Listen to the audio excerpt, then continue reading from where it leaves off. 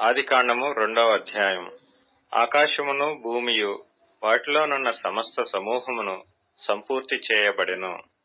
దేవుడు తాను చేసిన తన పని 7వ దినములోగా సంపూర్తి చేసి, తాను చేసిన తన పని అంతటి నుండి 7వ దినమున విశ్రమించెను. కాబట్టి దేవుడు ఆ 7వ దినమును ఆశీర్వదించి పరిశుద్ధపరచెను. ఎలయనగా దానిలో దేవుడు తాను చేసినట్టియు సృజించినట్టియు తన పని అంతటి నుండి విశ్రమించెను.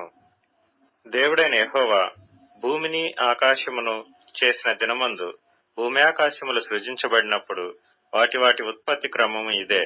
అది వరకు పొలమందలి ఏ పొదయు భూమి మీద నుండలేదు, పొలమందలి ఏ చెట్టును మొలవలేదు.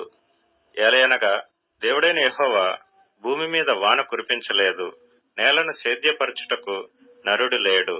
అయితే ఆవిరి భూమి నుండి లేచి నేల అంతటినీ తడిపెను. దేవుడైన యెహోవా నేల మంటితో నరుని నిర్మించి వాని నాసికా రంధ్రములలో జీవవాయువును ఊదగా నరుడు జీవాత్మ ఆయెను. దేవుడైన యెహోవా తూర్పున ఏదెనులో ఒక తోట వేసి తాను నిర్మించిన నరుని దానిలో ఉంచెను. మరియు దేవుడైన యెహోవా చూపునకు రమ్యమైనదియు ఆహారమునకు మంచిదియునైన ప్రతి వృక్షమును, ఆ తోట మధ్యను జీవ వృక్షమును, మంచి చెడ్డల తెలివినిచ్చు వృక్షమును నేల నుండి మొలిపించెను. మరియు ఆ తోటను తడుపుటకు ఏదెనులో నుండి ఒక నది బయలుదేరి అక్కడి నుండి చీలిపోయి 4 శాఖలాయెను. మొదటి దాని పేరు పీషోను.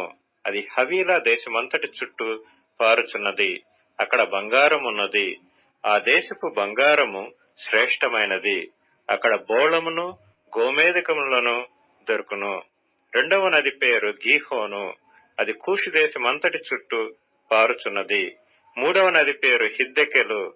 అది అష్షూరు తూర్పు వైపున పారుచున్నది. 4వ నది యూఫ్రటీసు.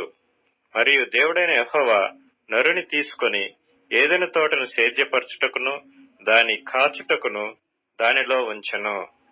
మరియు దేవుడైన యెహోవా ఈ తోటలోనున్న ప్రతి వృక్ష ఫలములను నీవు నిరభ్యంతరముగా తినవచ్చును. అయితే మంచి చెడ్డల తెలివినిచ్చు వృక్ష ఫలములను తినకూడదు. నీవు వాటిని తిను దినమున నిశ్చయముగా చచ్చెదవని నరునికి ఆజ్ఞాపించెను. మరియు దేవుడైన యెహోవా నరుడు ఒంటరిగా నుండుట మంచిది కాదు, వానికి సాటియైన సహాయమును వాని కొరకు చేయుదుననుకొనెను. దేవుడైన యెహోవా ప్రతి భూ జంతువును ప్రతి ఆకాశ పక్షిని నేల నుండి నిర్మించి ఆదాము వాటికి ఏ పేరు పెట్టునో చూచుటకు అతని యొద్దకు వాటిని రప్పించెను. జీవము గల ప్రతి దానికి ఆదాము ఏ పేరు పెట్టెనో ఆ పేరు దానికి కలిగెను. అప్పుడు ఆదాము సమస్త పశువులకును ఆకాశ పక్షులకును సమస్త భూ జంతువులకును పేర్లు పెట్టెను. అయినను ఆదామునకు సాటియైన సహాయము అతనికి లేకపోయెను. అప్పుడు దేవుడైన యెహోవా ఆదామునకు గాఢ నిద్ర కలుగచేసి అతడు నిద్రించినప్పుడు అతని ప్రక్కటెముకలలో ఒక దానిని తీసి ఆ చోటును మాంసముతో పూడ్చివేసెను. తరువాత దేవుడైన యెహోవా తాను ఆదాము నుండి తీసిన ప్రక్కటెముకను స్త్రీనిగా నిర్మించి ఆమెను ఆదాము నొద్దకు తీసుకొని వచ్చెను. అప్పుడు ఆదాము ఇట్లనెను, నా ఎముకలలో ఒక ఎముక, నా మాంసములో మాంసము, ఇది నరునిలో నుండి తీయబడెను గనుక నారి అనబడును. కాబట్టి పురుషుడు తన తండ్రిని తన తల్లిని విడిచి తన భార్యను హత్తుకొనును, వారు ఏక శరీరమై యుందురు.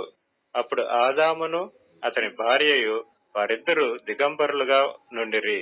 అయితే వారు సిగ్గు ఎరుగక యుండిరి.